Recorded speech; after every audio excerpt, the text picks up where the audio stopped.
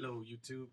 Hey, my name is Big Russ, part of Isometric Fit, and I'm here to give a quick review on two products that have recently came out and have been talked about for a while. And I've seen a lot of reviews and websites and professional opinions on these devices, but I have not seen none from any average users or the average Joe out there. So I decided to make a quick comparison, what I think is the best fitness device for me that's out there right now, and just give some opinions so maybe some people can make some informed decisions on what band to buy for themselves.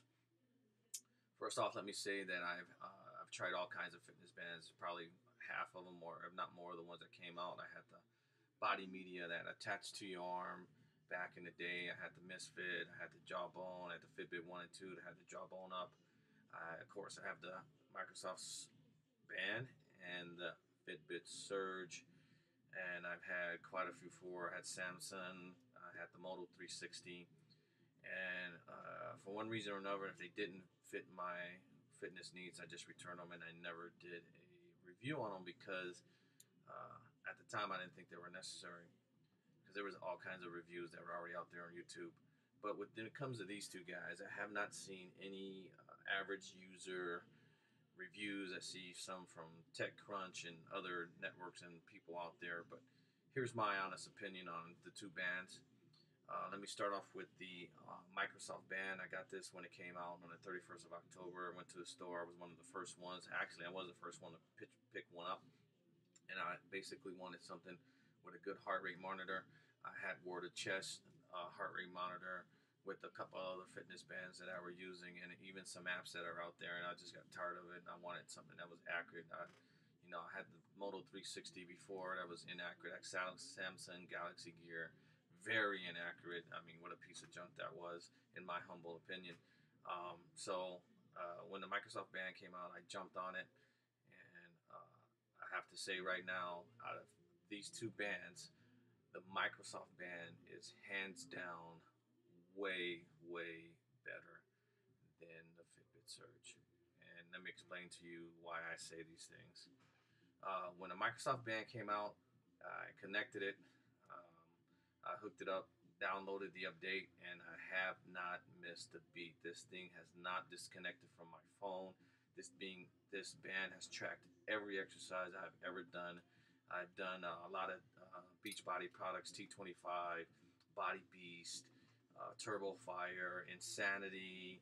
I do treadmill running. I do CrossFit. I do bicycling, and I do free weight lifting.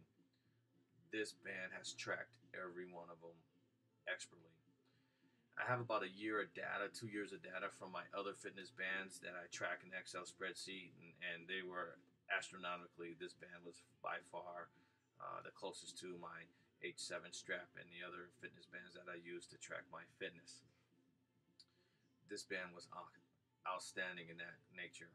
Um, as for the Fitbit Surge, when I first got it out of the box, I plugged it in, updated it, and the first thing I noticed is that you cannot see the screen. So I got online and I looked at the backlit on it, and there's some settings where you can turn it on, off, or auto.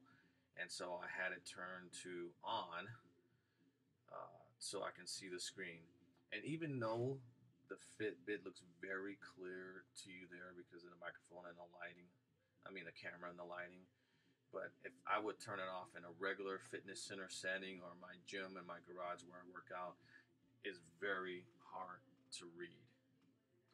I had a very difficult time reading it, and I constantly find myself hitting the backlit button. Even though it's on, it still cuts off after about 5 or 7 seconds, even though it's on, to read what I was doing, calories burned, if I was in my calorie burn zone, or whatever I wanted to track on the band. I constantly pulling up, hitting the button, or scrolling left and right. With the Microsoft band, once you go into the fitness mode or whatever exercise you're doing, weight training or running or treadmill, whatever you want, once you hit that button and it goes into that mode. Sorry, I was hitting the wrong button. You can see this thing is very well backlit, and I don't know, this camera of mine is not too good, but you can just exercise and look down at a glance and you're done. You know what you're looking at. You can't do that with this. I contacted Fitbit, and I think there's quite a few complaints out there already about that backlighting problem, and the screen's not bright enough.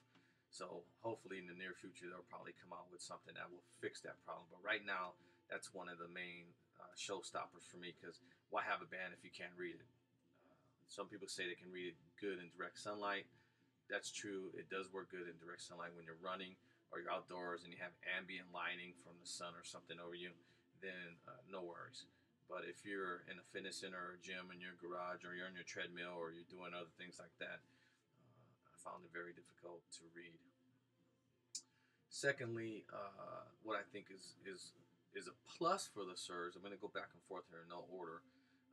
The app, Fitbit app, is outstanding. Hands down, one of the best apps on the market. You can extrapolate your data. You can go 30, 60, 90 days back.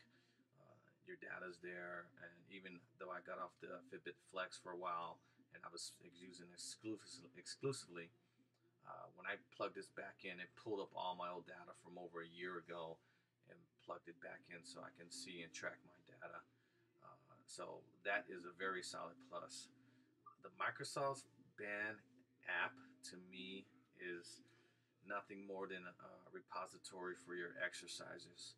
You cannot extrapolate the data. You can look at the data, you can see the data, you can go over. It's not as well laid out or as well made as the Fitbit app. I'm hoping that they will fix and update the Microsoft Band app here shortly, because that is the only thing I see wrong with this band.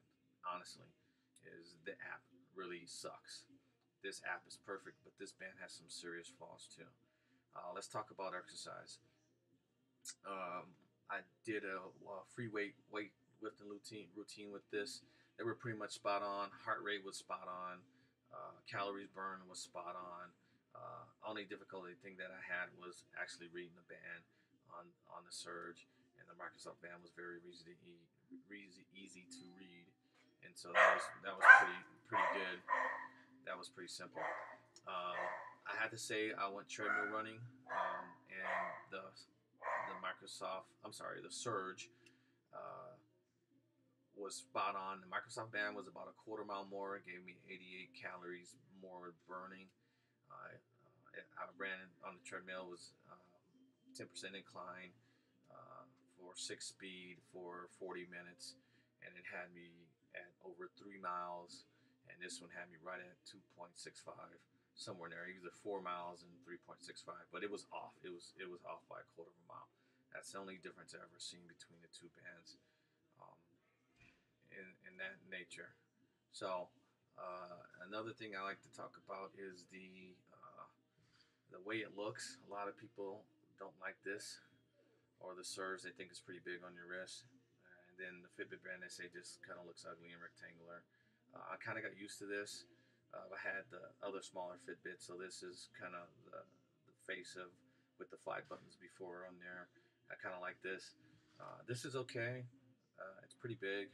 As you can see, this is a large band, so it's pretty big, but it still hides under my sleeves when I go to work, and I dress up, so it's good. I like this because it's very small and the screen is very bright. So when I get notifications or anything, I can get it fixed. So then another thing is when you get text messages on the Fitbit Surge, it is very hard to read because of the backlighting. You can't really read it. I have to actually stop and look down what I'm doing in order to read it. When I get any kind of a notification on the Microsoft Band, it's very clear and concise because it's got the back screen, it's got the bright white letters. So every notification I get is very super easy to read. Um, and when I get the notification on my phone, it takes about 3 or 4 seconds before it gets to my Surge. When on the Microsoft Band, it's almost instantaneously. Sometimes I hear it on here before I even hear it on my Galaxy S5 phone. So that's another plus. Uh, Battery life. Let's talk about battery life real quick. I usually get about 2.5 days out of the Fitbit. I'm sorry, out of the Microsoft band. I usually get about 2.5 days. And if I go on a 5 or 6 mile GPS loaded run where I'm tracking GPS and everything, I usually get about 2 days out of it. Usually, after I do that type of run, once I connect with the app, I just go ahead and plug it in while I take a shower and everything. That way, it gets 80% charged in like 10 minutes, and then the last 10% charge, I don't know why it's that way, takes about 30 to 45 minutes. When I first got this, I charged it up really good, and so this is on its second, third charge now. I had it for about 6 or 7 days. So it lasted about 3 days the first time. I didn't fully charge it. I just kind of charged it to get it going because I wanted to exercise with it and compare the two.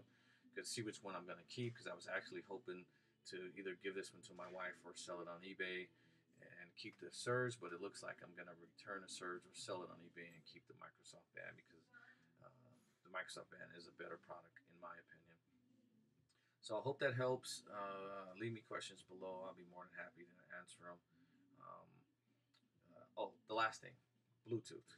Since day one, the Fitbit Surge has had problems connecting to my Android device and to my phone. And I've looked online, and a lot of other people with Apple and iOS 8 are having the same difficulties. The issue is it says it's not connected, but it's still syncing the data, and the data will update, but it says not connected. Or it's the other way around. It says connected, but no data is being synced to the app. So there's an issue there. Sometimes I get up and I'll say sync in. It said cannot find tracker, but then all of a sudden, boom, all the data pops to the phone. They got to kind of fix out what's going on with that, with the connectivity issues with Bluetooth. Like I said before, right out of the box, I connected this thing to my phone, my Microsoft Band to my phone. It has not lost connectivity since October 31st. I think that's the day I bought it. It has not faltered. It has not lost connectivity. It has not lost signal. I could connect it to a Bluetooth stereo in my garage, and it plays music. I can switch the music up the volume, down the volume, change the songs and everything from my wrist, which I thought that was outstanding. I think the low connectivity Bluetooth that's on this thing is for that feature for the Bluetooth speakers, but I don't think it's activating yet. I read online that it's not in effect. I have not tried to connect it to my Bluetooth speaker in my garage, so I couldn't tell you or validate that or not. I just know I read that it's not connected yet.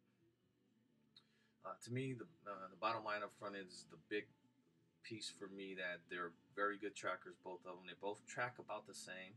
The Microsoft Band is a little bit better, but the Fitbit Surge has more exercises that it track.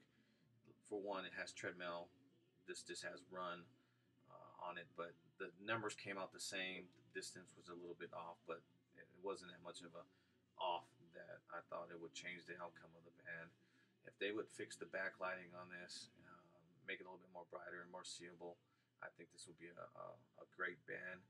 It's just not for me. It's a little bit bigger. I guess I'm kind of used to the Microsoft band now and all the features that it has. It has a lot more features. It does have two more accelerometers and sweat perspiration something monitors on here than it does on here. Um, and so that's my humble opinion. This puppy will probably be on eBay for sale, or I'll see if I can have another give it as a Christmas gift to somebody. Thanks for watching. Isometric Fit. Big Russ. I'm out.